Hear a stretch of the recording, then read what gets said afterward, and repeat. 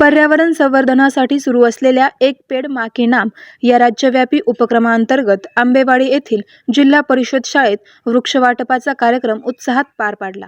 या कार्यक्रमात मान्यवरांच्या उपस्थितीत विद्यार्थ्यांना विविध प्रकारची झाडे वाटप करण्यात आली।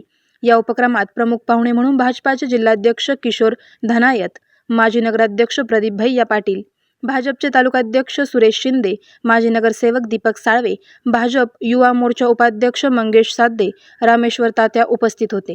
त्यांच्या हस्ते विद्यार्थ्यांना औषधी, फळझाडे आणि छायादायक झाडांची रोपे वाटण्यात आली। यावेळी शाळेचे मुख्याध्यापक, शिक्षक वृंद, पालक, ग्रामस्थ तसेच विद्यार्थी मोठ्या संख्येने उपस्थित होते।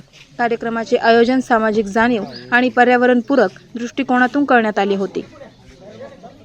विद्यार्थ्यांनी मिळालेली झाडे आपल्या घरी लावून ती जोपासण्याचा संकल्प केला। मुख्याध्यापक स्मिता तगरे यांनी सांगितले की झाडे म्हणजे भविष्यासाठीची गुंतवणूक आहे।